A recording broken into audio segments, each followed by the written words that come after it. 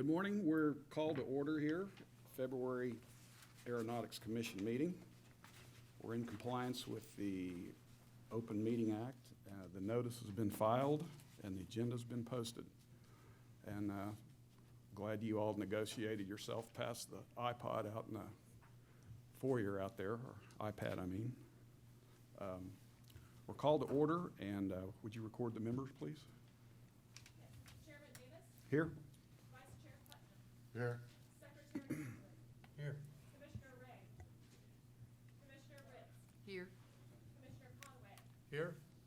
Commissioner Potter? Here. We do have a quorum. Great, thank you. And I need a motion to approve the minutes. I so move. Second. Call the roll. Chairman Davis? Aye. Vice Chair Putnam? Aye. Secretary Hunter? Aye. Commissioner Ray? Commissioner Ritz? Aye. Commissioner Conway? Abstain. Commissioner Potter? Aye. Great, thank you. Item 4, Mr. Director. New program intern. Thank you, Mr. Chairman. Good morning, Commissioners. Our new intern is, I thought we were going to have her resume. She has an illustrious career so far, and she's young. But Kylie, could you stand, and would you like to say anything? Thank you all so much for the opportunity to be here today. And she comes to us from OU, I believe. Doesn't mean we're prejudiced against OSU, Mr. Chairman. We just, this time around, it was, Welcome. she rose to the top. And we like Southeastern too.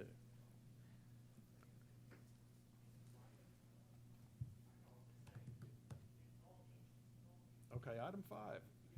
Vic's on the. Yes, we won't worry about mine right now because some things didn't get here, but Michelle, if you could come forward for your recognition. Michelle even got a, I feel like this is wrong. 5 years? Just 5. Well, it seems like 10. And every minute of it. But Michelle's been with us 5 years, so very, very happy about that. She has a signed by the governor commemorating this and saluting her for her public service to the state and its citizens and its airports and the airport consultants. Couldn't do it without Michelle, I guarantee you.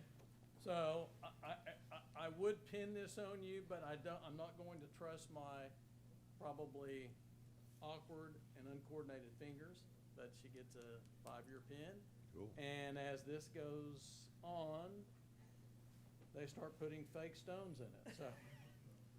And they look even more attractive. But, so we'll do mine at another commission meeting. Thank you very much. Thank you very much. We're gonna get a picture? All right, let's go up here in front of the other commission.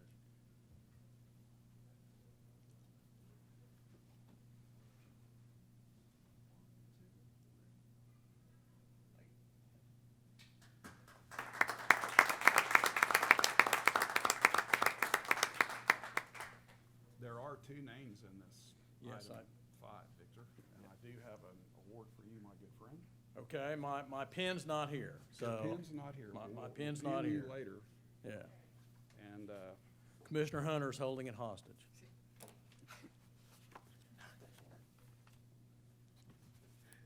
we have a certificate for our esteemed director here, and it says 35 years, not 5 years. Yeah, So Vic's been here longer than some of the staff's been alive. since I statehood. want to be pretty clear about that.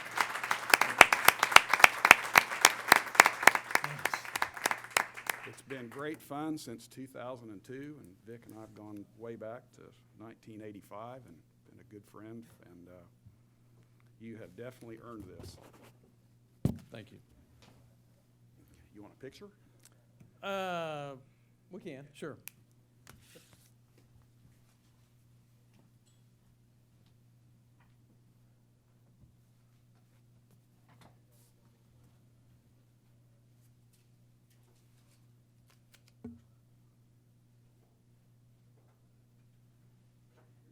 Mr. Secretary, would you join us here?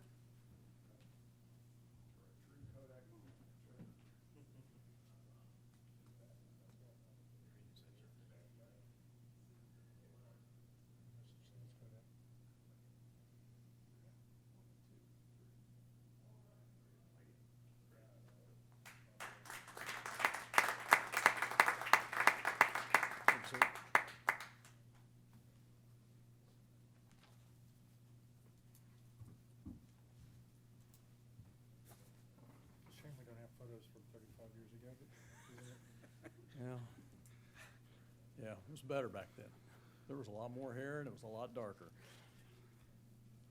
Item 6, Vic, we've got a position to fill. Yes, this is, we'd love to be really bold and adventurous and do something like our peer in North Carolina has done with a UAS program office. But we want to start off very modest and would like to have a UAS program manager to fill many of our needs with respect to this, and hopefully some of the legislation in this regard that we're trying to get passed this session. This is described, there's a job description, a draft of that in your packet, and so I would ask your approval to fill this position.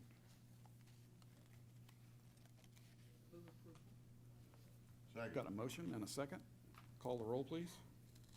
Chairman Amos. Aye. Vice Chair Putnam. Aye. Secretary Hunter. Aye. Commissioner Rick. Commissioner Ritz. Aye. Commissioner Conway. Aye. Commissioner Potter. Aye. Great. Item 7 is our director's report.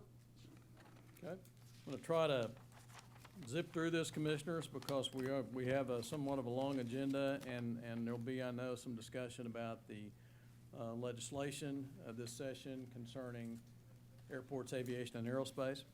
So, let's say the early part of January, I believe, there was a meeting actually orchestrated by Senator Bergstrom, who's quite supportive of aviation, aerospace issues, noting the fact that really in the state of Oklahoma any longer, we did not have a current and viable unmanned aircraft system strategic plan. And so we brought a number of partners together, if you will, to discuss that. OU and OSU were present, the Department of Commerce, the Unmanned Aircraft System Cluster Initiative that Harv Allen is with, the Choctaw Nation, which has an integrated pilot program here in Oklahoma, the only nation chosen for an IPP. Very proud of that fact. And that probably is, just consider that for a moment, the fact that the state actually did not submit an application for the FAA Integrated Pilot Program. If that would have been probably 8, 9 years ago, we were seen as one of the leaders in UAS and that burgeoning industry. And we have somewhat fallen a little bit behind some other states. So we have benchmarked those states, and primarily North Carolina, and that's the origin of our legislative efforts this session in that regard.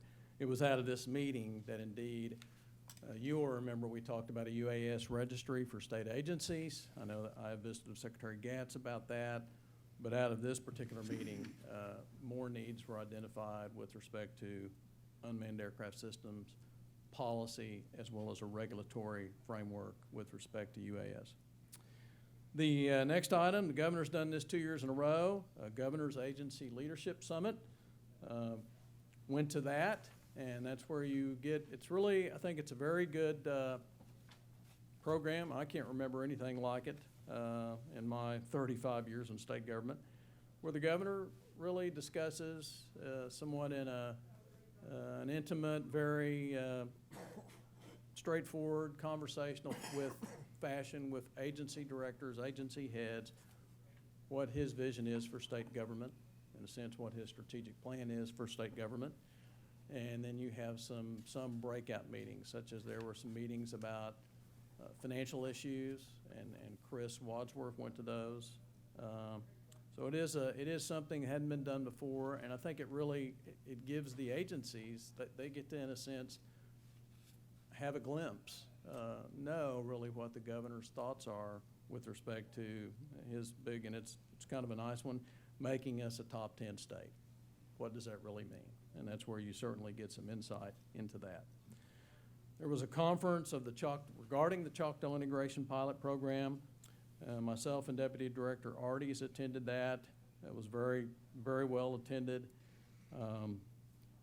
And Secretary Gatz was there as well. It is something we can really be. There's only 10 of those, and we have one right here in the state of Oklahoma with the Choctaw Nation. That same day, a dedication ceremony at Durant, celebrating its extension to, I believe, 6,800 feet. Correct. Yeah, all these runway links are hard to keep track of. Do you have that problem at all, Secretary Gatz? Because I do. But 6,800 feet, and it was well attended. I think there were maybe close to 100 people there. Quite meaningful for Durant, which is an economic center down in that part of the state, and certainly for the nation and its gaming industry there. This is a big deal. You know what this means? It means larger aircraft can come in there, bigger jets, and that's always helpful to a local economy. American Airlines MD-80, I know, Eddie, are you still here, Eddie Compton? Was that kind of like the trail of something for you to get that MD-80 here so that students can? Okay, 5 years. American can be, you know, times, but they donated this to Metro Tech, and it will be used, I'm right, Eddie, it'll actually be used by students statewide? Yes. Yep, it's a great thing. So that's sitting out there now. A ceremony is coming up to commemorate that. We will let you know when that is. As you all know, I'm a member of the U.S. Contract Tower Association Policy Board. That's under the American Association of Airport Executives. This board and this association's work was very critical in 2013 when 6 of our 9 air traffic control towers were threatened with closure. I've been a member of the board since that time, and we recently had our annual strategic planning meeting. And then several aerospace prospects, been working really closely with Commerce. I'd almost have to say in that regard, the partnership may be better than ever, and hopefully we'll have some good announcements in the near future. Are there any questions? Thank you. Item 8 is our committee on the pilot shortage, and we did have a meeting here this morning at 9 o'clock, and we conferred, or they conferred, and Mr. Vice Chair, would you like to? The results of the pilot shortage committee meeting were that we had 4 recommendations to put forward to the Aeronautics Commission and 2 not recommended. They're in attachment item 8 here. The first being continue with Aircraft Owners and Pilots Association high school curriculum. Can you talk to that? I think we have 17 schools now in the state running this curriculum, and we're trying to expand that. There's a training opportunity in August for educators being trained at Rose State. June June. 11th to 13th. Thank you very much. This is a 4-year curriculum that lays out in great detail in science, technology, engineering, math, and it's a very interesting curriculum that propels students down the path towards career in aviation, or more importantly, pilot training. The goal and the Commission's encouragement to get as many high schools as possible to embrace this curriculum at some level. The second initiative was to establish a clearinghouse for pilot information resources, and it's a website to give an example of a job flow pipeline. It talks about all the different areas that you can receive scholarships, applications, EAA, AOPA, Sundance Flight Academy, and so on. It talks about all the places where there are possibilities to get scholarships, information, and jobs. And then the fourth one was, the third one was to discuss developing scholarship opportunities. Vic, you want to talk to that one, since it deals with the commission here? This is part of the, along with our legislative agenda this session. I have to give credit where credit's due to Chairman Amos for his branding. You know, Lieutenant Governor Pennell might want to visit with you. I don't know. But he likes to call this Aero 2020, so our legislative package plus to begin a scholarship program from OAC as part of our aviation and aerospace education program, wherein we would first actually go out and seek private contributions from the aviation and aerospace community, and frankly, anyone else, and then we would match that. We will have to decide how much we want to dedicate toward that. At our pilot shortage committee meeting, I mentioned the sum of $30,000, simply because whatever we whatever we utilize will take away from our $300,000 budget in this regard, which we've been very proud of that. We actually invest more in aviation and aerospace education than any of our peers across the country. We've been nationally recognized for our program, so we would have to be very deliberate about what we decide. As you all know, I've recommended to the commission that at this point in time, we not put any more into aviation and aerospace education than $300,000. That's quite a sum of money when you consider we get about $5.3 million annually on average. So most of that, we've been proud of the fact that 83% of our revenues annually go into aviation infrastructure investments across the state, into that, our airport system. So that would be my cautionary note, but that's something that I think is a excellent idea, and we will pursue that. Can you talk to the next item as well, please? The fourth and final one. Yeah, well, after those, this was, let me make it clear, we were not, this concerns the 1,500-hour requirement to get your airline transport pilot certification.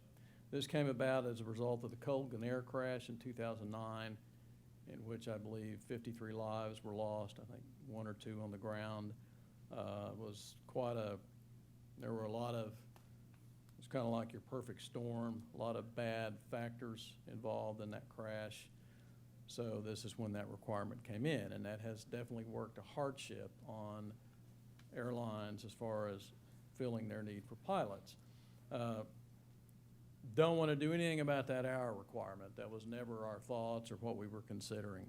What we were considering was, should we, as many groups have, work with our delegation, work with the FAA to see if we could arrive at some more common sense compromises insofar as how you reach that 1,500-hour requirement, whether that's simulator training, whether that's more credit for someone who's graduated from an institution like OU, OSU, or Southeastern, and then the military credit. Military gets 750 hours after a military career as a pilot. So that's what that was about, not lowering the amount, but more about that. After hearing some of the concerns expressed at our committee meeting, I think that's certainly something we need to look at very carefully and scrutinize. Those are the 4 recommendations that we wish to bring before the Aeronautics Commission. So it's for the commissions, for these recommendations to actually be, let's go forward, we would need the commission's approval of the recommendations from the committee. Do we have any questions or comments, or do we want a motion to move forward with the 4 recommendations? I'll make that motion. Second. Just a second. Call the roll, please. Chairman Amos. Aye. Vice Chair Putnam. Aye. Secretary Hunter. Aye. Commissioner Rick. Commissioner Ritz. Aye. Commissioner Conway. Aye. Commissioner Potter. Aye. Great. Item 9, Victor, the partnership with I Commerce. think most of you are familiar with the fact that we partner with the Department of Commerce for an Oklahoma exhibit booth at MRO Americas. Asking your approval for that particular conference again to partner at a state booth at MRO Americas. I move for approval. Second. Call the roll. Chairman Amos. Let me make a note real quick. Sorry, Mr. Chairman. This will be up to but not exceed $5,000. It's still an aye. Vice Chair Putnam. Aye. Secretary Hunter. Aye. Commissioner Ray. Commissioner Ritz. Aye. Commissioner Conway. Aye. Commissioner Potter. Aye. Item 10. Item 10 is a similar request, again, not to exceed $5,000, and this is for the AUVSI Unmanned Conference. We have partnered with Commerce for, I don't know, it may be going on a decade now, and would ask your approval of this. Where are both of these conferences?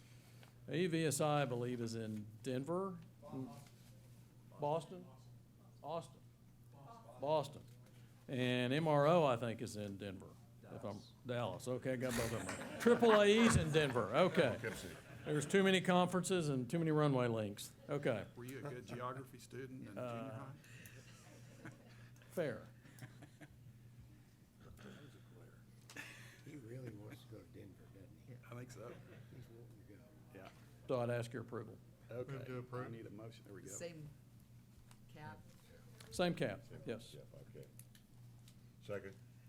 Call the roll. Chairman Amos, Aye. Vice Chair Putnam, Aye. Secretary Hunter, Aye. Commissioner Ray, Commissioner Ritz, Aye. Commissioner Conway, Aye. Commissioner Potter. Aye. Item 11. Morning, Commissioners, Mr. Secretary. Before you today on number 11, we have a partnership, sponsorship with the Department of Commerce for Oshkosh 2020. A little different this year because we are doing it with Commerce instead of Enid. As you all know, Brent Kissling is moved from Enid to the Director of Commerce, and so Commerce felt like it'd be better to take that on. Up to $4,000 we request. Usually ends up being between $3,000 and $4,000 depending on the split between the amount of partners we get. But the request is up to $4,000 this year, July 20th through the 26th. Plan on having our Saturday luncheon with Inhofe and Jack Pelton, the chair of EAA. Anybody that's going up there this year would recommend trying to be there for that Saturday event because it's always a good one. I'll stand for any questions. How many folks you taking? This How many year? people are going? So right now, we have our probably 7 core partners that always go up there. And then we're looking at probably anywhere from 4 to 5 additional partners. We get it beyond that, we start having housing issues. We have to get a second house, and then we really got to get some more partners to pay for that second house. As you all know, that there's no real hotel rooms up in Oshkosh, and so people will rent a house and stay at the house in Oshkosh, and that's how we bunk for this trade show. Okay. Questions? Need a motion? I move for approval. Second. Call the roll, please. Chairman Amos, Aye. Vice Chair Putnam, Aye. Secretary Hunter, Aye. Commissioner Ray, Commissioner Ritz, Aye. Commissioner Conway, Aye. Commissioner Potter. Aye. Thank you. Great. Item 12 is our legislative, et cetera, update. Commissioners, I'm gonna, because there's quite a lot to talk about in this item, so I'm gonna try to do it, but I really am gonna please, if you have questions, if there's something you're not, you need some clarity, please ask. I want you to understand this legislation and what it's doing, and I'm mainly gonna focus upon our initiatives. However, I will touch upon several other bills concerning aviation and aerospace that are being considered in this legislative session. The first one that I would like to visit with you about is Senate Bill 1157. I touched upon that during our committee meeting. That is a bill being run by Senator Racino, a champion of aviation and aerospace and a good friend of the commission. There is a corresponding bill, House Bill 3427 by Representative Townley. What this does is it removes the $4.5 million cap on the aircraft excise tax that comes to the commission. Prior to November 1, 2016, the commission received 100% of those revenues. Very important to the commission. This is 90 to 92% of our revenues. And perhaps more importantly, when the state and the legislature decided to do this many, many years ago, there was an agreement. It was an implicit agreement, but almost somewhat of a trust fund established. And that agreement was between the state and aircraft owners and pilots that paid these taxes. And the expectation was that money would get invested into airport infrastructure and the Oklahoma airport system around this state. So that's what this bill is trying to do, remove that cap, so 100% will come again to the Aeronautics Commission. And I think this is very notable that since it went into effect in November 1, 2016, $1.5 million, actually a little under that, has gone to general revenue. That is perhaps meaningless, maybe a little bit too dramatic, but it's not very meaningful to that process of arriving at a general revenue budget. For us, that is easily a 1,000-foot runway extension. It's a runway apron reconstruction. It is 3 lighting systems, navigational aids at several airports, 3 terminal grants, which we max out at $500,000. We won't provide more than that, but those are very important things to communities like Shawnee and Durant and Muskogee. It's their front door. How many terminals do we have? I'm sorry. How many terminals do we have? That we have participated in, I believe 7. Okay. So, for us, it means a lot. Good news on that bill, Senate Bill 1157, we had been unable to get that, a similar bill. Last year, we couldn't get a hearing. This year, able to get it heard yesterday in Senate Finance, and it passed 8-0.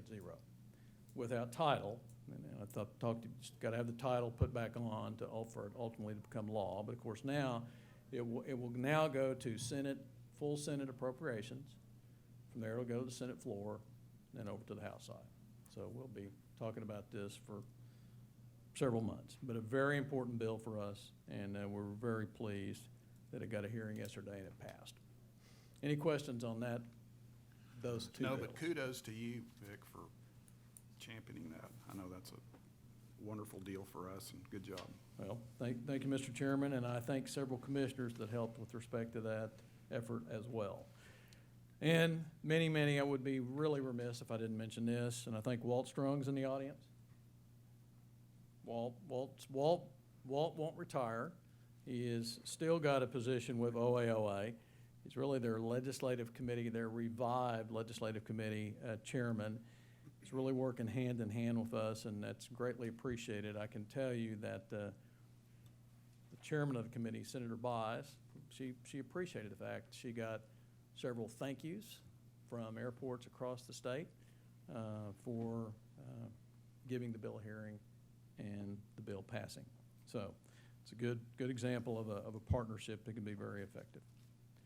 Senate Bill 1461 by Senator Standridge. That is, I think some of you have even read some articles. There's been so I want to talk about the problem we're trying to address. Most of you know, I think, these were tax credits legislation championed, written, passed by Aeronautics back in 2008.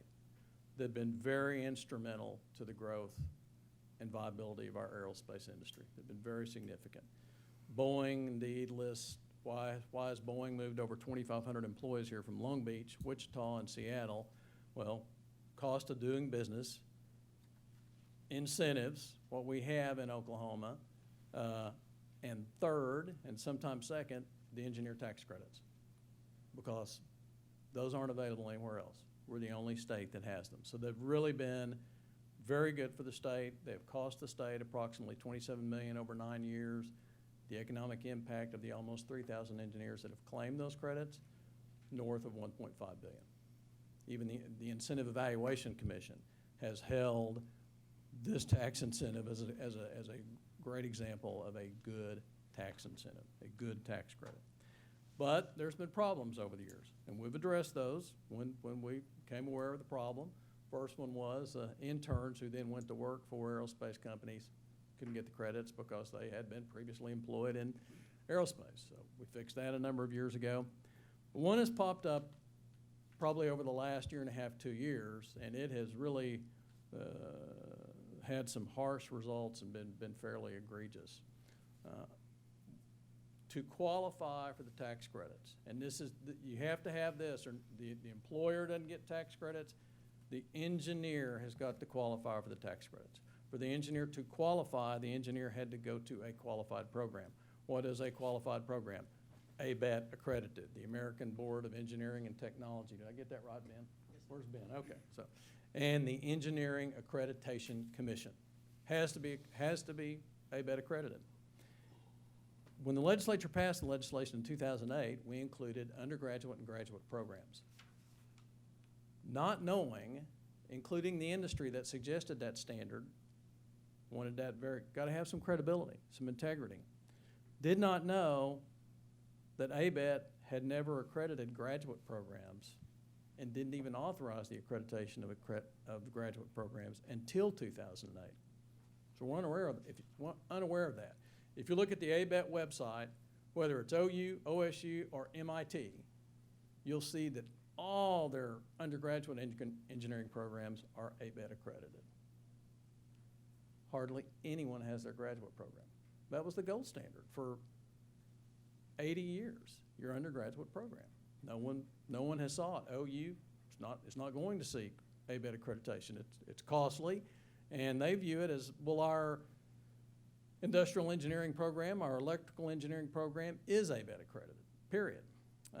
Tax Commission didn't see it that way. They really parsed it and read it very literally. So where this really works a hardship is you have a engineer who gets their undergraduate degree at the University of Tehran or the University of Cairo, and it may be in mechanical engineering, let's hypothetically say. They come to America, they get their master's degree in mechanical engineering, but the master's degree is not ABET accredited. That's what they're using to qualify. The undergraduate is, but the master's is not. So the Tax Commission really started scrutinizing. I don't, that's its job. And where the hardship comes in, particularly is, which it has the authority to do, the Tax Commission has gone back, as far back we know as 2015. And they've been sending letters. You did not qualify. You owe us the credits. You owe us penalty. You owe us interest. In 2016 now, this is the statistics from the Tax Commission. In 2016 now, 1 in 4 who claim the credit have been rejected, and you owe the state money. Its articles ran in 13 papers about this issue across the state. It is, and there has been a lot of noise. There was a case in the Oklahoma Court of Civil Appeals involving an individual that had their undergraduate, their graduate degrees in mechanical engineering from abroad, worked for Lufthansa Technique up in Tulsa. Didn't qualify. Disqualified. The court was pretty clear. It was almost an admonition, state, you need to address this and fix this problem. That engineer who was pro se raised some issues that frankly do concern me, and that's why we've done some of the things that we're trying to do in this particular bill. So what the bill does, trying to keep this really simple, so if someone gets their graduate degree at OU in electrical engineering, they're going to qualify because their undergraduate degree in electrical engineering is ABET accredited. So that's what the language basically says. If you get your master's degree, that ABET doesn't even accredit PhDs, still don't. But if you get your master's degree from somewhere where the identical undergraduate engineering degree is ABET accredited, you are good to go, you qualify. We did one other thing, and I have to thank Dean John Antonio at OU, College of Engineering, for this. In our world, we know, Secretary Gatt's world, if you're a civil engineer, you got to get your PE. As consultants sitting out, you got to get your PE. You're building public buildings, you're building public highways, roads, bridges, you're building public airports, lives, you got to do it right. Lives hang in the balance. If you don't have that PE, they're not going to hire you. You got to have the PE. With other disciplines of engineering, if I can use that term, like electrical, like industrial, like software, aerospace, they really don't get their PE. It's not required. It's not necessary for a Boeing or a Northrop Grumman or a NORDAM or a Spirit Aerosystem to hire you. But as a matter of fact, some do. Some go on and sit for their PE. Not very many, but some. So it made sense to address some other concerns that we provide this alternative route, and that's what we've done. So you can either get it the way you always could with the tweak that I've mentioned about ABET accreditation, or if you have a PE, that will also qualify you to receive the tax credits. I think it's a really good effort for us to reverse what's been happening, but still at a very little, I don't have it, so I can't, the fiscal impact, I think it's going to be very small. First, on the PE thing, very few aerospace, electrical, industrial get their PE. That's going to be I'm gonna get those numbers from the board, our Oklahoma Board of Engineers, and they have to have the PE from the Oklahoma Board, which is, I'm not gonna, if you get it from Texas and you come here, you're gonna get reciprocity. The ABAT, actually, that was already actually kind of baked in to the fiscal impact, but then it got taken out. So I believe that it's still gonna be small. I don't know if I'm gonna be able to do, or we're gonna be able to do what we did in 2008 when we prepared our own fiscal impact estimate, but we're gonna try something to measure what that would be. Right now, I can't offer you a number in that regard. But I think it's good legislation, being run by Senator Standridge. I believe, though, that Senator Racino, Senator Pugh are gonna join as co-authors on this bill. And hopefully we'll get a hearing next week on that bill. Will that be on a committee? It will go, I believe, to finance because it involves tax incentives and tax credits, which it always goes to, and then it'll probably go on to full appropriations if it passes finance. All right, Senate Bill 1489. So this is a bill directly resulting, when I was talking to you about the UAS strategic plan meeting. This resulted from that meeting. For the last several years, members of the UAS community in Oklahoma too, the state falling a little bit behind in terms of policy, in terms of a regulatory framework.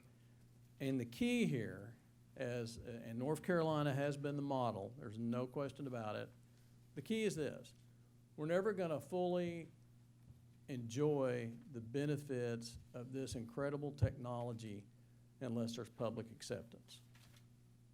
So there's gotta be public confidence in the fact that someone is operating their drone lawfully, responsibly, and safely. So how can we do that? Well, North Carolina's legislative framework with respect to this question is really instructive.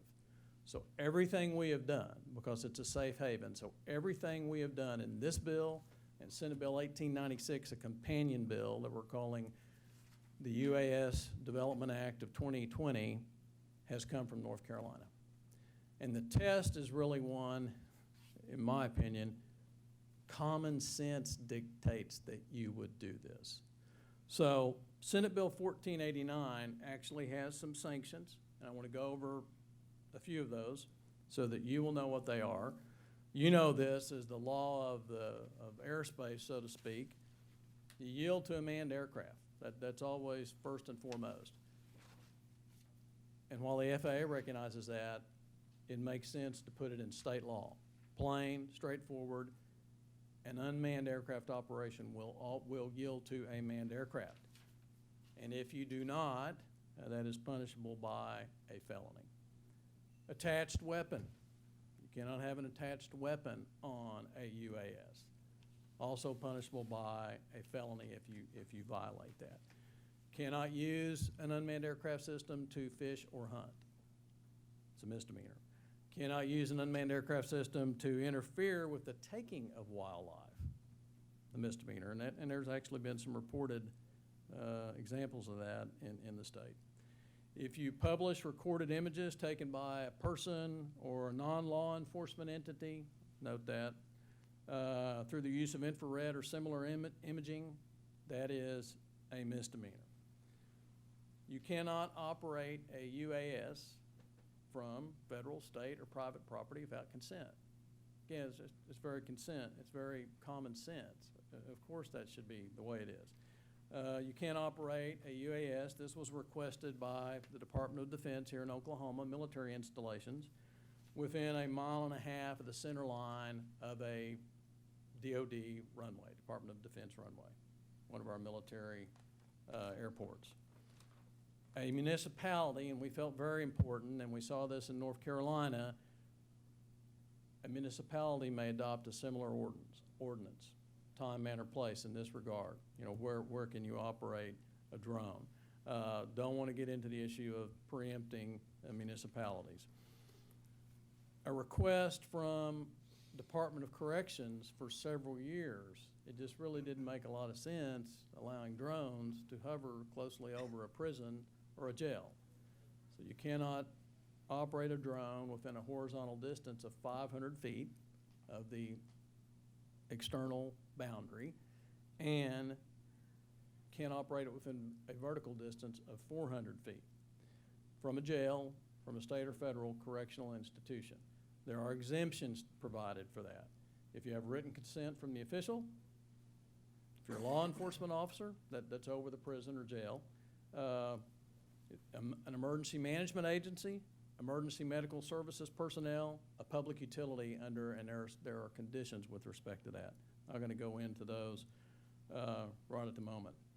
If you use such a UAS to deliver a weapon to someone inside the prison, that's already punished. That's already punished by state law, so just the same punishment. If you use it to deliver a cell phone, already punished. If somebody uses a cake to do that, punished by state law. In fact, both of those are felonies. Other contraband, drugs, et cetera, are misdemeanors if you put it in that same cake. Interesting cake. But that's something, too, we stated at the outset of this bill, which really makes a lot of sense, that if you use a UAS to commit a crime, that will be determined by the laws of the state of Oklahoma, if you're using a UAS to commit a crime in the state of Oklahoma. That's 1489. Are there any questions about 1489? And these are their charts that they have, correct, have hot links to the bills. When I email them, they are hyperlinked. Okay, so you can go, you don't even have to go to oksenate.gov or OK, you can go to the hyperlinks and click on these bills and look at them for yourself. And of course, if you have any questions, please call. The next bill with respect to UAS is Senate Bill 1553. There's a corresponding bill, House Bill 3772. Senate Bill 1553 is being run by Senator Darrell Weaver, and 3772 has now been taken by Representative Harold Wright, a friend of ours and a pilot who has run several pieces of aviation legislation for us over the years. This is really pretty simple. We know in the past, and I even saw the governor had issued an executive order, I think yesterday, Secretary Gatz, about vehicles again, automobiles, motor vehicles. But we know in the past, we had not kept up well, didn't have a good inventory of what agencies had automobiles, motor vehicles. So about probably, 13 years ago or so, or maybe 14 years ago, that became a requirement and we were gonna know what agencies had automobiles. Same thing with manned aircraft about 7 years ago. Makes sense. We ought to know. It's good for accountability what state agencies have unmanned aircraft systems, remote pilots, and simply to have a registry. This, one, accountability. Two, we hope it serves to lead to some efficiencies as well, so agencies can actually share drones, not necessarily go out and buy, well, we gotta have 3 drones. No, actually, you could go over here, they have some drones, and perhaps you could work out an arrangement. So that is what that is about. And the last bill, and with respect to unmanned aircraft systems that I'll talk about, is Senate Bill 1896.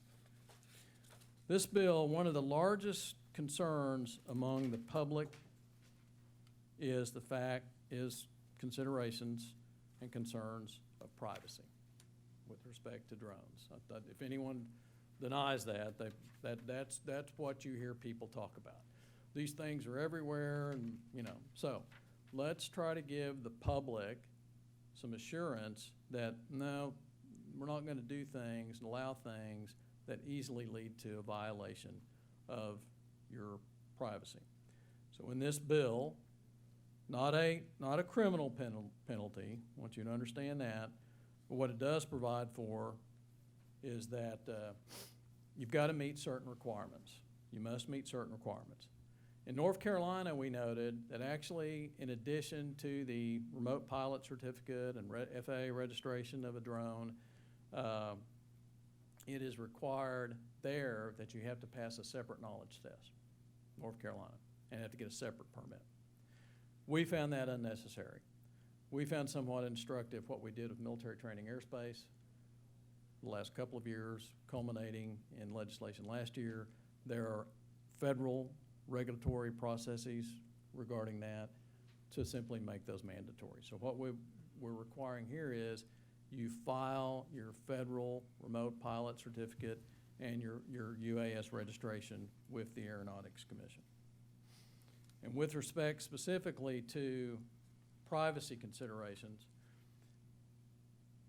the bill provides, the bills provide, you will not conduct surveillance of a person or dwelling occupied by a person, and that dwelling's curtilage, which we've heard a lot about in the UAS context, without the person's consent. You won't conduct surveillance of private property without the consent of the owner, easement holder, or lessee of the property. You won't photograph an individual without the individual's consent for the purpose of publishing or otherwise disseminating the photograph. Very important. Already talked to the president of the Oklahoma Press Association, Mark Thomas, an old friend who was concerned about our effort in this regard several years ago, which was, some of you might remember that, Senate Bill 630 that Senator Simpson championed for us. But this won't apply. What I just said will not apply to news gathering, newsworthy events, or events or places to which the general public is invited. It's a very common sense exemption. Also an exemption for law enforcement that, despite what I've just said about surveillance, law enforcement is exempted from that in the following type instances. A high-risk or terrorist attack by a specific individual or organization, and the Department of Homeland Security, either national or state, says these are credible intelligence, indicates these are real threats. To conduct surveillance in an area within a law enforcement officer's plain view, the plain view exception, to warrant requirements, et cetera. This is just Fourth Amendment law. If the law enforcement agency first obtains a search warrant, well, of course, they've satisfied the Constitution. If the law enforcement agency possesses reasonable suspicion that under particular circumstances, swift action is needed to prevent imminent danger or forestall the imminent escape of a suspect, again, an exemption. And last, a law enforcement agency can use it to photograph gatherings to which the general public is invited on public or private land.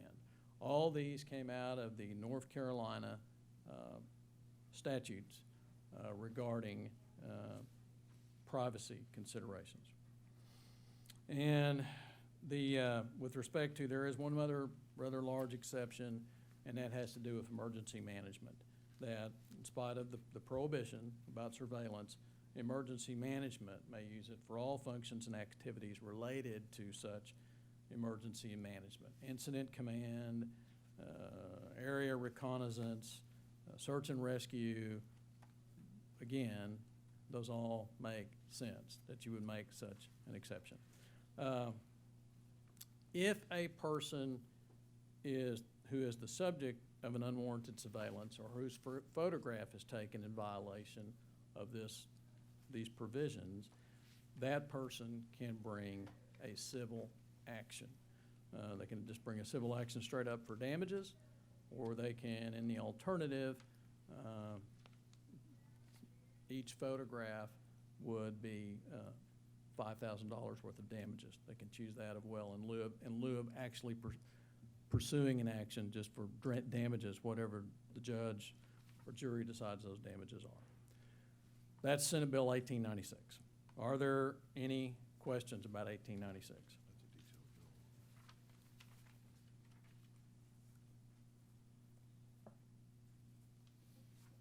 You say it's modeled after the North Carolina? Yeah, absolutely. North Carolina, we looked at North Carolina, we looked at Virginia, we looked at Ohio, we looked at North Dakota, we looked at Kansas. North Carolina was the best. They also, it's one of the probably chief reasons they were selected for the integrated pilot program. They are a state that succeeded in their effort to get an IPP. Okay. How does Texas rate in all this? Texas I don't think Texas has, they may have some random statutes, but I don't know of anything anywhere like this, or North Carolina, or any of the other states in Texas. Other questions? Good. All right. In your chart, you will see that there is a bill by Senator Racino, Senate Bill 1826, creating the Oklahoma Air Service Development Act.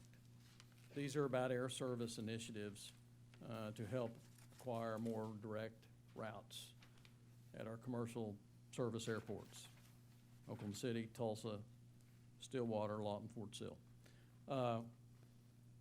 There is a corresponding House bill by Representative O'Donnell from the Tulsa area, House Bill 3618.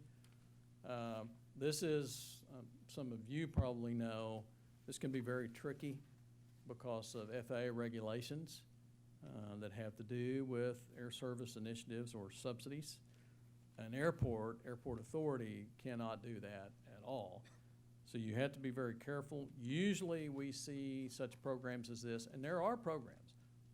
Oregon, Wyoming have air service initiative programs operated by the state, and it's usually our peer. The legislation in Oklahoma, or the proposed legislation, I just should say, has actually, the Senate bill was putting this in the Department of Commerce. Senator Racino asked us to meet with him about the bill. We brought forward some of those FAA concerns, and frankly some concerns from some of our commercial airport sponsors, that you really had to be very deliberate about this and do it right. So we were actually injected into that particular bill to work with the Department of Commerce for a grant review process. This is still a work in progress, this bill, to make sure that it complies with all the FAA requirements, that the I's are crossed, the T's are dotted. If there is a mess up, and you know, we've had an example in our state, not in ancient history either, it's very costly to the city and the airport authority. So we don't want to do anything that even can suggest that. So that's work in progress. We're working with Senator Racino on that. I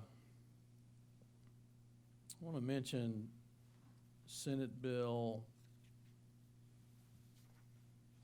Senator Pugh, 1715. In this bill, it's focused on the engineer tax credits in two ways. Senator Pugh wants to, in this bill, would do away with the ABET requirement. I have a hard time, that really does. The fiscal impact of such a thing would be big. You know, there are other engineering schools that are not ABET accredited. I think his reasons for this are very good ones. They're very genuine ones. Indeed, one of the schools in his district, Oklahoma Christian University, does not have ABET accredited engineering programs. So their graduates are not eligible for the tax credits. And their employer is therefore not eligible for the employer tax credits. Been talking to him, and I think he does like Senator Standard's bill that has the PE alternative. Still some accountability, some integrity, and you're really not opening the floodgates. And I think that's very important. There is also an aspect of this bill that I do like. You should like this, Commissioner Hunter, that would provide tax credits to a CFI at a military installation. I wish Secretary Robinson was still here, but I don't think he is. There is a problem at Altus. It's the problem we've heard here, you know, CFIs. Now, where he's getting a little traction here is this is helping our military. Altus, and most likely Vance too, and of the aviation and aerospace industry, that $44 billion industry, let us not forget the biggest sector, military, $19.3 billion. The big one, Tinker, of course, I think it's $17 billion alone, but the other two, they're each a little over $1 billion. The other, Altus and Vance. So he does have such a provision in that bill regarding that, and actually I'm supportive of that part. think that is actually, am I forgetting anything, Sandra or Grayson? There are some bills, you will notice, bills in gray on your chart. Those are carryover bills from last session. Those are most likely dead.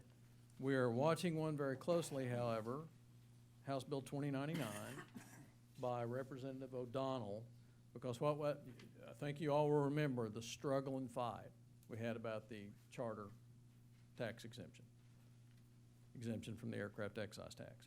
That was a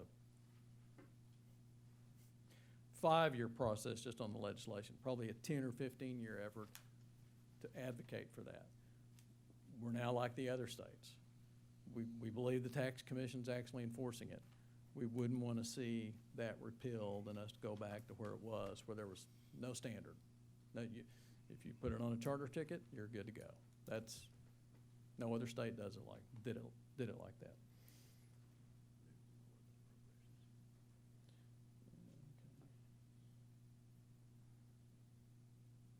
Yes, okay. Let me talk to you about House Bill 3296.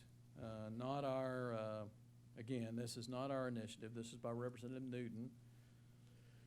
And what this would do would put back into place what was in the law, passed in 2015, but then repealed in 2017. It would prohibit the construction of a vertical structure over 300 feet within 1.5 nautical miles from the center line of a runway at public and private use airports. And there's the problem right there, the latter, private use airports. No other state does that. No other state protects just private use airports. That's very different than, I'm not talking about an airport like Commissioner Hunter's, which is private, public use, open to the public.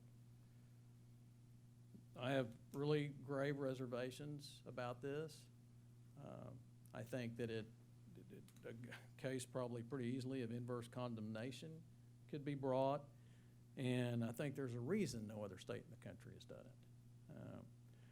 I'm not, Senator Peterson, and the biggest problem about this bill, it puts us right in the controversy that can result, that we can challenge the status of a private airport. Well, you're a sham port. That was the term used. We don't want to be there. We worked very hard for 3 years to achieve the major objective of protecting our military training airspace. We have a respectful relationship with the wind energy industry, and this will result in a tremendous amount of controversy, as it did. Now, the one thing it won't do, the law as it was before gave rise to pretty easy to become a private airport. Most of you know, it's not hard. It's not a hard thing. And that's what happened with the 2015 law. We had, I think we had 100 airports? North of 100 come up. And, you know, mow grass shorter, 1,800 feet, you can have a private airstrip. Senator Peterson is running a similar bill, but we are not part of that. It simply protects a private use airport. It would leave it to an injunctive type action, injunctive relief being sought if a landowner felt that that was being violated. Did he have something specific in mind when he wrote that language into it? We went and visited with him, Commissioner Hunter, and not really, but the fact that we were the Aeronautics Commission, we should know what is an airport. And we talked to him about the fact, pretty easy to be a private airport. You talk public use airports, there's other things. We go out and inspect public use airports. There's requirements, there's standards, but it's not that way at private use airports. And that's all I can. Did he have anything specifically in mind when he wrote the language that way? Putting us in it, I'm taking your request as putting us in it. Is that what you mean, putting us in it? No, I don't think you, just that we would adjudicate this. We would determine Do you this. think he would change the language on it, or amend the language to appease? To be like Senator Peterson's bill, where we are not in that bill, Right. yeah, you would think he might do that. I think both these bills are gonna have a really hard go, and I don't really think either one of them will pass. So, and they may not get hearings. One other, you know that we had requested $10 million general appropriation through Senator Racino and Representative Hilbert. That's gonna have a hard go. This is gonna have a hard go. I still hope, that's what, You're gonna have some marketing you're gonna have to. yeah. I like the line that, of those 440 businesses on our 108 airports, they pay in about $500 million in state and local taxes. Between 300 and 330 comes to the state and goes to general revenue. We don't get any of that. We'll keep trying, because I think it's important that we ask, that we've made the request. I'll stand for questions.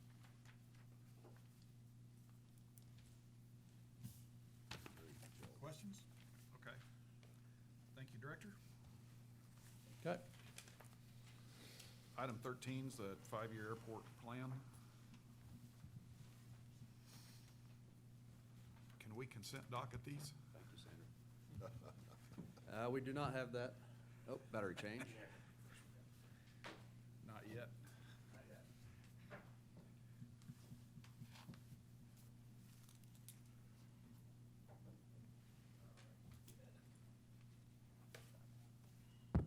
Test. All right, we're rocking and rolling. Yeah, the 5-year construction program, this is to amend the 5-year construction program before you. You have 3 projects. If you'll remember, in the previously approved ACP, we had kind of a generic project. Okay, we want to do about 3 or 4 navigational aids, these ODAL systems, the omnidirectional approach lights. We put in several of these across the state in the last 3, 4, 5 years, and everything we've been hearing from pilots is that they're very good for situational awareness. It provides that extra level. It's a poor man's MALS rail system, which is the median. That's the really fancy approach light that you see at a lot of our airports. Costs about 1/5 of the price though. So you're looking at anywhere from $350,000 to $300,000 for an ODALs, whereas it's closer to $1.25 to $1.5 million for a MALS rail system. So it doesn't give you the minimum requirements, but it's really great for situational awareness and for safety at airports. When we go through this process and we're looking for, okay, who needs ODALs, who deserves ODALs, how are we gonna go through the selection for these various ODALs? Honestly, we're looking for holes. We are looking for holes in the system, airports that don't have approach lights, and we're trying to plug those holes and gaps, because even if a pilot needs to go to an airport that doesn't have an ODALs, we want them to be able to divert to an airport that does have an ODALs if the IFR weather is bad enough. So we want them to be able to go to those IFR airports that have ODALs in case they can't get into their original destination. And so if you look at the map, and I don't have the map in front of me, but if you look at the map, what we've been doing over the last 3 or 4 years is trying to plug those holes. And so the 3 airports before you today are Alva, which is right there on that picture, Idabel, McCurtain County, and Poto, Robert S. Kerr. A lot of these airports have the next nearest approach light system over 30 miles away. The only one that doesn't, Poto, Fort Smith, is about 26, 27 miles. But granted, that's Arkansas. And we also know Poto from data that they are in a hole, a fog hole, kind of.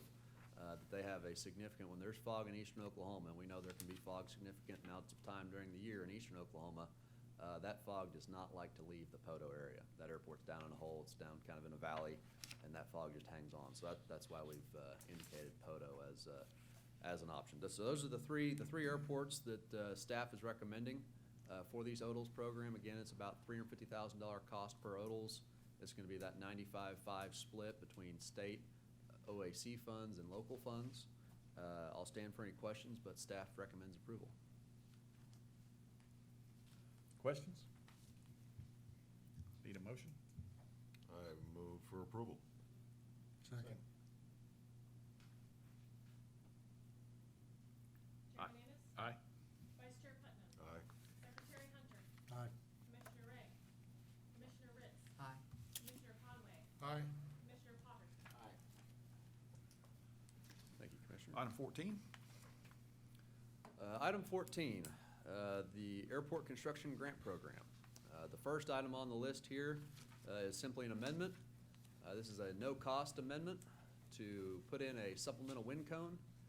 Now that Durant has a 6,800-foot runway, one of the closeout items as they were going through the process, they noticed that when you're down at the south end of the runway, to see the main wind cone on the airport, bit of a struggle, given how far away it is. And I will tell you that Durant is now in the top 13 of runway links in the state of Oklahoma. So that's a great, as Director Byrd was indicating when we were there for the extension, it's a great economic development asset now for the community here in southeast Oklahoma. So 6,800 foot, they need a supplemental wind cone based on some of the other things, some of the other change orders that have gone on throughout the course of the project. They are going to be reducing some quantities, reducing some shares, and so it's going to be a no-cost change order, but an amendment to the grant because we did not previously identify this supplemental wind cone. We'll just tell you for future reference that these kinds of things will be hopefully addressed if you all approve our administrative rules in an upcoming meeting. So we won't, for these no costs, we won't have to come back to you for some of these minor amendments. So staff recommends approval for making this amendment and the scope change of this project. I would think they would say thank you for the 1,800 feet and provide their own wind count. You might think so, but given that we have the money available and it's there, we figured it was a wise use of funds since the contractor's already on site, and we go ahead and get it done while they're there instead of having to What is the bring additional out. cost of the wind cone? It's going to be in the neighborhood of $7,000 to $9,000 for supplemental wind cone. Seriously. It's a lighted wind cone though, so they're having to run power out to it, so on and so forth. Thank you. Yep. You're welcome. questions? Need a motion? Motion to approve? Second. Call the roll. Chairman Amos, Aye. Vice Chair Putnam, Aye. Secretary Hunter, Aye. Commissioner Ray, Commissioner Ritz, Aye. Commissioner Conway, Aye. Commissioner Potter. Thank you, Commissioners. Now, just to deviate a little bit and provide a little bit of informational items on these upcoming agenda items here, B through H. We spoke about this at the December commission meeting, that there's a process out there. Before a project is ready to come before you all for approval on the construction side of the house, engineers have to do design work, they have to do survey, sometimes geotechnical work. They have to do that design, put it out to bid, have a pre-bid meeting. They have to prepare a grant application to submit to us. All these items that happen before the commission takes its vote to formally approve or disapprove the project cost money, cost the sponsors money. Their sponsors are on the hook for sometimes hundreds of thousands of dollars if we're talking about a multi-million-dollar project prior to the commission approving the grant for that project. And what we don't want to see happen is we don't want to see that if there's a project that's brought before you all, and maybe you don't like the project, that when you're voting no, that we're not putting the sponsor in a bad situation, that now they might be out that money in its entirety when they're originally just expecting to be out 5%, which is their matching share. And so what we're doing here is we're alerting you and requesting your approval for these design fees, for the design of these various projects. That way, we're gonna come back to you at some point in time, once the design's done, once we have bid numbers in hand, we'll get you the formal approval for the construction project. But at that point in time, we've already approved the design cost. And so we want to do that up front.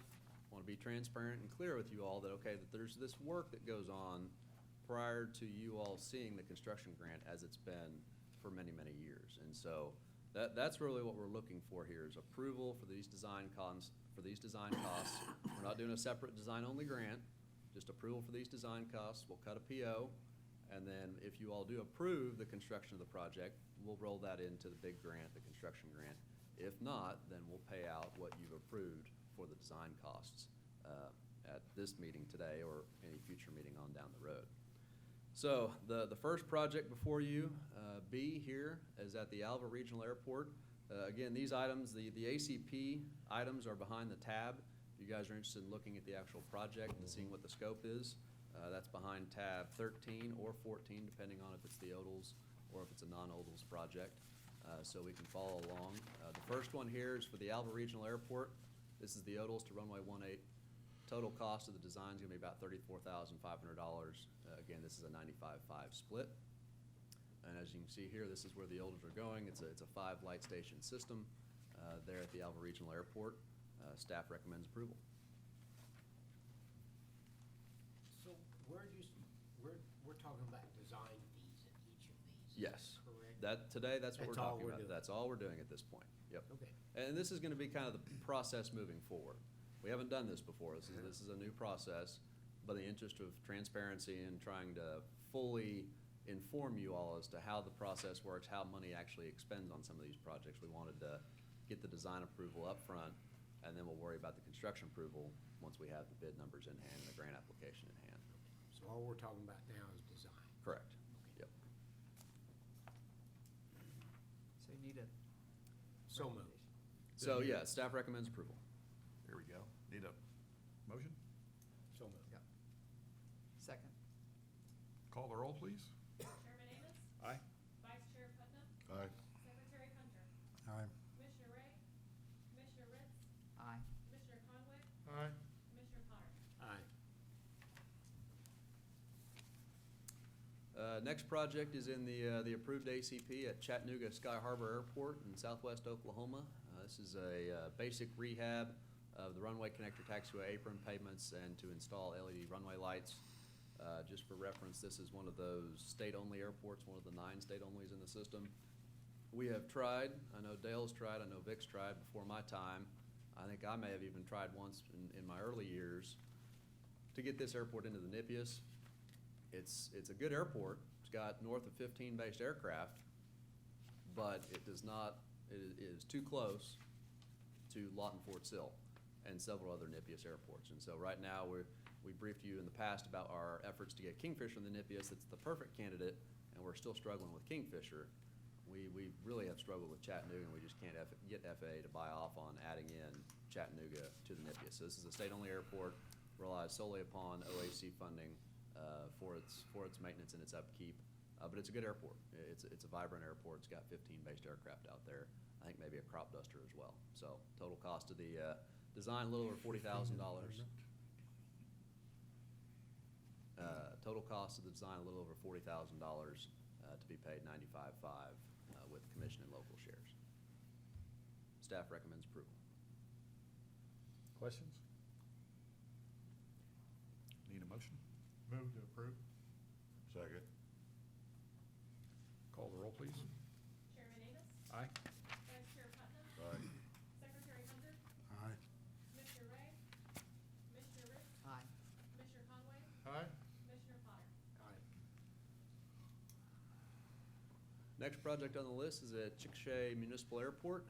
This is a rehabilitation of the runway lighting system, their PAPIs, beacon and signage.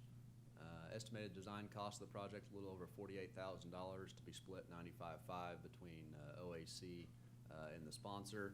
A piece of this project will eventually be paid for with FAA funds, some non-primary entitlement funds. It won't be solely upon OAC to pay for the overall cost of the project. But at the end of the day, we'll be paying for a good majority, good lion's share. Staff recommends approval. So moved. Second. Call the roll. Chairman Amos, Aye. Vice Chair Putnam, Aye. Secretary Hunter, Aye. Commissioner Ray, Commissioner Ritz, Aye. Commissioner Conway, Aye. Commissioner Potter. Aye. Next project on the list is at the Idabel McCurtain County Regional Airport. This is one of those ODLs that we just amended the ACP for.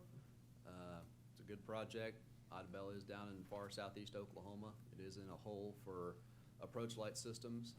Cost of the designs just shy of $43,000 to be paid 95.5 between OAC funds and local funds. Staff recommends approval. How many aircraft are based here? In Idabel, Yes. there's probably just shy of 20, but I will tell you that a significant number of itinerant jet operations happens between the Tyson Chicken Plant and Weyerhaeuser Paper Mill. And so they have a good amount of jet traffic down there in far southeast Oklahoma. Who decides which projects we do at 95% and them covering 5 versus say an 80% and them covering 20? It really depends on the available funds and what's going on with a particular project. Our standard rate is 95.5 for OAC-only projects. If an airport can involve some of their NPE money, if it's a partnership project like we've discussed in the past with NPE funds, OAC funds, and local funds, then some of those percentages are gonna fluctuate. And that's really gonna just be dictated upon what the airport has in their airport capital improvement program, what we're willing to contribute, and the different cost items that we have moving forward. The Big Rock federal projects are the 90% FAA, 5% OAC, and 5% local. This particular project's been the ACP. This was a 95.5 proposition, state only for our ODL systems. And so we had $1 million in the pot for ODL systems across the state, hopefully 3, maybe 4. Right now we have 3, and we've called out those particular airports, Idabel, Alva, and Poto. Okay, thank you. And I believe, Commissioner Hunter, correct me if I'm wrong here, but I'm pretty certain our airport grant program rules, it is a 95.5 standard proposition. That was based on FAA, which was 95.5 for years. There are instances, much along the line Grayson was talking about, if a local community airport, I'll give an example of several years ago, it did involve federal money at both these locations. Claremore and Elk City, they wanted extensions. Eventually, the oil business in Elk City and Claremore around Tulsa kind of becoming almost a de facto reliever. They would have probably ultimately been done. They wanted it done more quickly. So they came to the table with 20%. So we did 20, they did 20, and FAA did 60. So that happened. Well, those, where quicker. where the FAA refuses to fund it, there's usually a reason, and you would think that we could find a number of these where we could start clipping what our expenditure is by holding them to an 80 or an 85%. I mean, you gotta come up with 15 or 20% yourself, and we will back you. You would think they would be thankful. That would, Raise that within your community. that would be on something like that would be a real change, if that's the commission wants to. I mean, 80% is FAA is still a 90 right lot. now. I hear what you're. That's still a huge help for an airport. And if your community wants the airport, you need to raise some money to help sustain it. You're persuasive, you're a good advocate, talk to your colleagues. I will, thank you. I will tell you, Commissioner, just as an anecdote, it's hard for these communities to come up with even 5%. I've been sitting in my office trying to convince the city manager just to give 5 or 10%. So I appreciate what you're saying. Well, they want, if But they it- don't have to, why? But in that same respect, those communities, it's been a struggle just to convince, hey, for the greater need of aviation, for the success of your airport, 5 and 10% sometimes a hill for them to climb. 20%, I'm not even sure they'd be able to make it. All right, thank you. Yep, Small towns have a hard time, they do. because, let's face it, and I'm not a taxation guy, but they depend on sales tax. That's what they're dependent on, and look what's happened to small towns. There's still jobs there, there's still Weyerhaeuser, Tyson, these places are still there. But it's not like in the metro areas. It's not the same. And so I think we have to recognize that where we go, and so. Don't it's the tough. county taxes raise money for the schools as well as the highways? You would think they would, Municipalities are 100% sales tax unless they have utilities still. So the utilities, there's very few communities in Oklahoma that provide utilities other than water. Water is the only one. They've sold all their utilities off to PSO and OG&E, that's who they've sold it to. All these small towns used to have little power plants. That isn't it anymore. And so we have to recognize that. In Martinsville, Oklahoma, we're pretty fortunate. We have a major corporation that runs the airport. That's what they do. The city leases the airport, the operations, to Phillips and ConocoPhillips. So they do it. So we're pretty fortunate there. Idabel's not fortunate, and these mean, that's the reality. If we don't want airports, then we change the way we wanna do it. I mean, that's our prerogative there. But if we're gonna have infrastructure, somebody has to pay for it. That's the way it is. I mean, that's my opinion. So. And I'll tell you, Commissioner, anecdotally, we do our best to try and make those partnership projects work.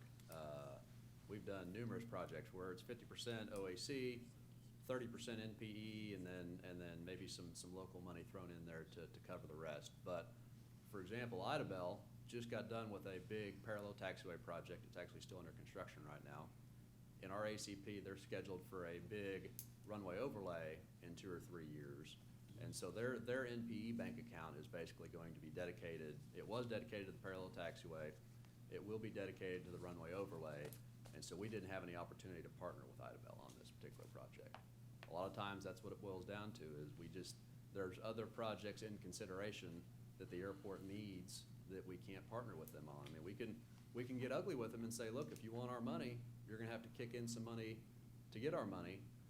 But at the end of the day, is that going to hamstring the system and hamstring the airports, or are we really gonna help the airports at the end of the day if we start demanding that they put in NPE money and they put in some of their more local money to those airport projects? That's the question we have to ask ourselves at the end of the day. And on the other side of the coin, we have so many dollars, and that's the end of it.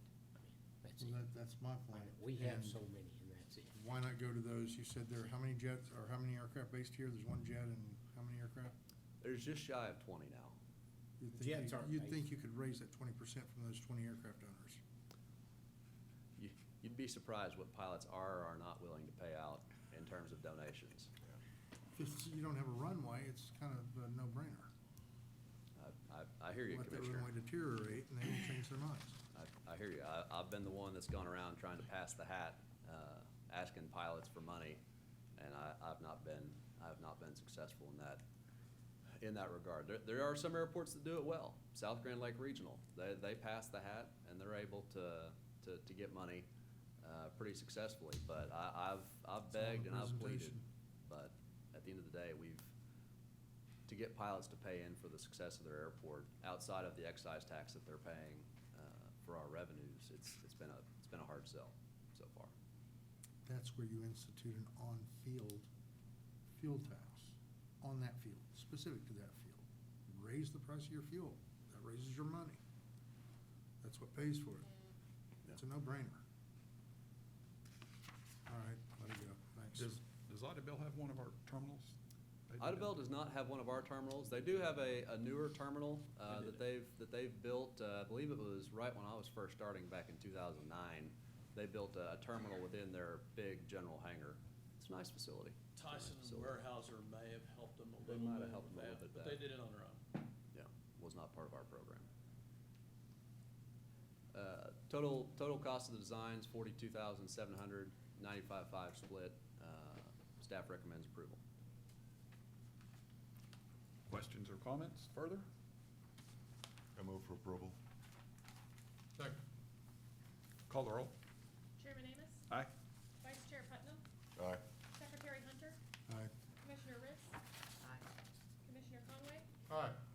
Commissioner Potter. Aye. Next project is also one for the McCurtain County Regional Airport. This project consists of rehabilitating the AWOS, that's the Weather Observation System. This is part of, and Commissioner, I'll apologize, I should have brought this up in the previous item. This is one of the reasons why their NPE money couldn't go towards the ODL system. This is one of those swaps that we're doing that we've talked about in years past, that instead of having the airport pay for the benefit cost analysis, which is about $30,000 or $40,000, to use FAA money to put in a new AWOS system, we're going to take state money invested in that airport for the AWOS and transfer that NPE money to a different project to offset some state money somewhere else.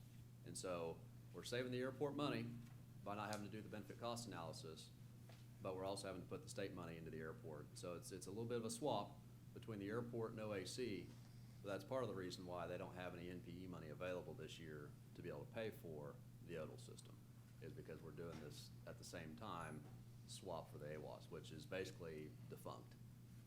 It's got several parts that are out of service, and as we all know, as pilots, AWAS, it's important. It's an important piece of equipment for the airport. So, design cost here, $16,700, 95/5 split.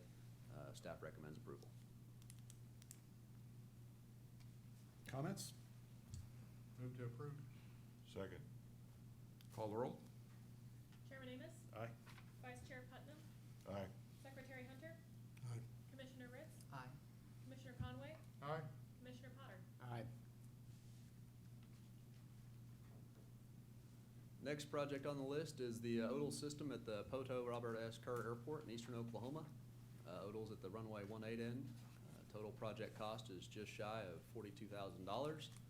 95/5 split between us and the local sponsor. Staff recommends approval. Motion? Move for approval. Second. Call the roll. Chairman Amos? Aye. Vice Chair Putnam? Aye. Secretary Hunter? Aye. Commissioner Ritz? Aye. Commissioner Conway? Aye. Commissioner Potter? Aye. And last but not least is the Weatherford Thomas P. Stafford Airport in western Oklahoma. Again, this is another one of those AWAS trades that we talked about, where OAC is going to step in. We're going to fund the AWAS system. We're going to not have to pay for the benefit cost analysis that we know that they may or may not pass, but we know that the AWAS is warranted at the airport, so why go through the rigmarole of having to do the BCA and pay those $30,000, $40,000? And so the Weatherford Airport design costs going to be a little over $16,000, $16,400. This will be a 95/5 split, and staff recommends approval. Oh, and I think we got the airport manager here in the room. You want to? I just appreciate all your help. Yes. Anything we can do to help you, and it is needed. Parts on the AWAS systems are just, you can't get parts anymore. We spend a lot of money, local money maintaining. Motion? I move for approval. Second.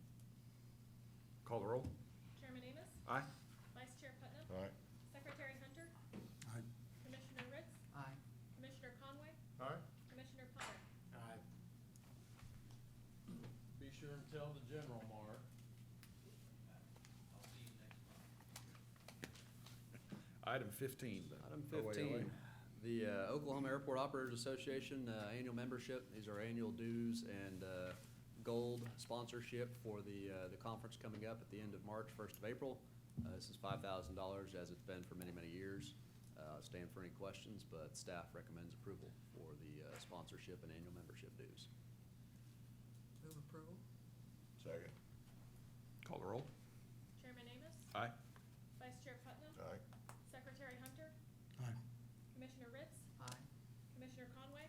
Aye. Commissioner Potter? Aye. Thank you, Commissioners. Great. Thank you, Mr. Director. Item 16 is our art contest center.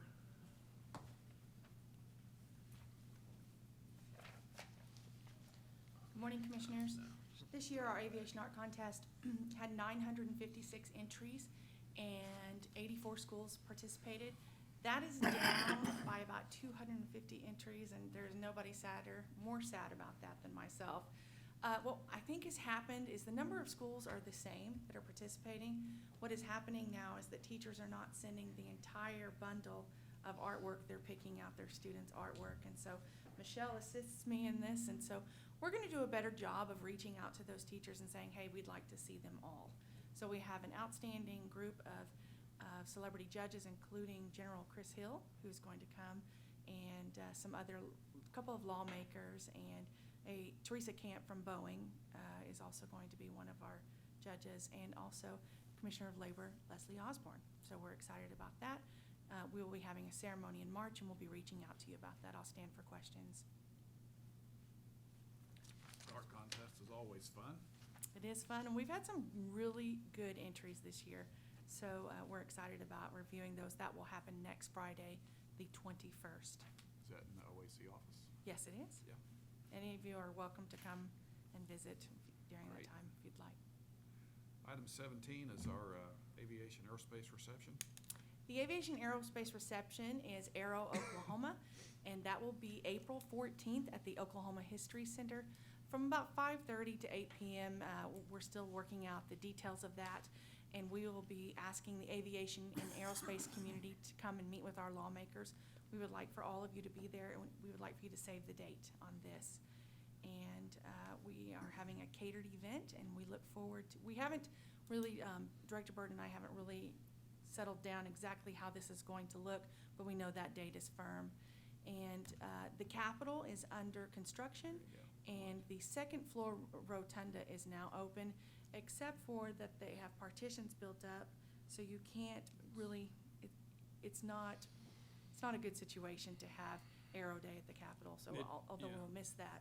It's just not conducive. Yeah. If any of you visited, you literally almost have to, like Hansel and Gretel, leave breadcrumbs so you can find your way around. It's that bad. Stairways are closed, and so it's just not conducive to an Aero Day like have had great success with. But we'll do a nice improvise, and Sandra will make sure it's a great event. We hope you all come. So this will be just a substitute for that just this year? Yes, just this year, and hopefully the Capitol, I haven't had an update from Trape Thompson in a while, so I'm not sure if the fourth floor will be open next year, but I think they'll be opening the basement also, which will now be the new first floor, or where people will enter. So I'll get the commission an update on how the Capitol's doing at our next meeting. I will tell you, this is a Top Gun reception. We are celebrating Top Gun 2 coming out in June. And so we expect you to wear your aviator glasses, and we hope to have a multitude of aviators there to greet you, and we're going to celebrate our military aviators from Oklahoma there as well. I stand for questions. Sounds like fun. It's going to be outstanding. I hope every one of you will come. Great. Good job, thank you.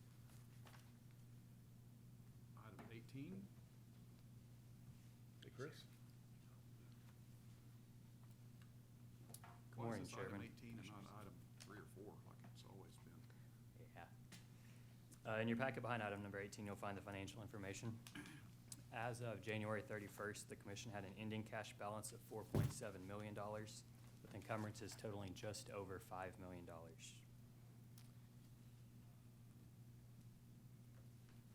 Estimated revenues for the remainder of FY20 are $3.8 million, which will leave us with an estimated cash balance at the end of the fiscal year of approximately $3.4 million. The amount of remaining expenditures in the airport construction program that could be incurred during FY20 total just over $3.5 million. That's provided that funds are available to proceed with those projects and that the grants are approved. And our total expenditures for this fiscal year to date are just over $3.5 million, which is nearly identical to this point last year as well.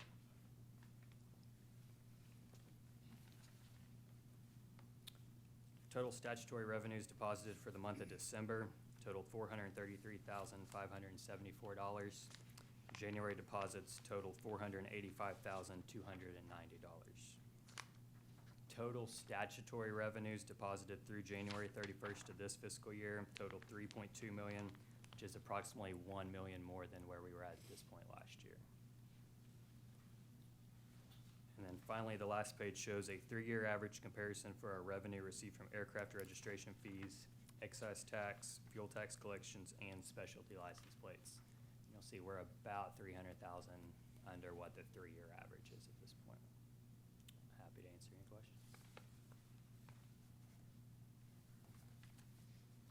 Thank you.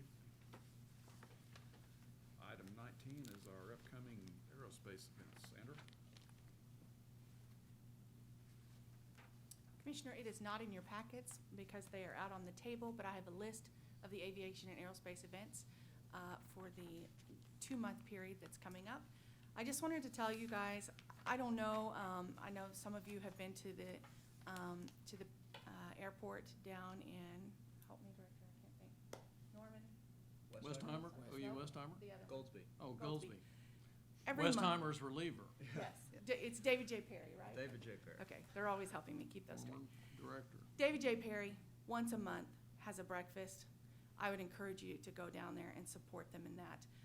Ponca City also every month has a breakfast, and my husband and I actually drove up there to Ponca City to just support them, and I ran into Deirdre Gurry, and she flew over from Enid. So I just want you to know that the Oklahoma airport system is vibrant, it's alive and well, and there are activities. And if you have activities at your airport or in your community, please let me know so that I can push that out in Flight Bites and other events. And I will go and get those for you as we conclude our commission meeting. Stand for questions. Great, thank you. Concluding remarks, Mr. Director. Commissioners, thank you. Thank you for being patient. We did get through it, though, amazingly. I think we're going to finish by noon or maybe a little before. 2 quick footnotes I'd like to make to the legislative report, because you're going to see it on your materials, and I don't want you to be alarmed or think something, well, why didn't he talk about these? Senate Bill 1688 by Senator Bergstrom, which it stated creates the drone port pilot program within the Oklahoma Aeronautics Commission. That bill is not being used for that purpose now. It has been redrafted by James Grimsley, which many of you know. It is creating the autonomous vehicle pilot program. That's actually a program that will be within ODOT. So that bill, as it is characterized there, is not correct. It's being used for a totally different purpose. Senate Bills 1885 and 1886 by Senator Bergstrom. Neither of those bills, Senator Bergstrom may utilize them, but the time for having any opportunity to do that is quickly drawing to a close. But they will not be used for the purposes, at least Senate Bill 1886 will not be used for the purpose that's stated in your materials, directing the Aeronautics Commission to regulate unmanned aircraft systems in Oklahoma. That was simply language to satisfy the requirement of putting language in a shell bill. That's kind of how they start off, or just blank. But we're not utilizing that bill, and we have advised Senator Bergstrom of that. I have nothing further, Mr. Chairman, Commissioners. Great. Thank you. Any other comments from my fellow esteemed commissioners?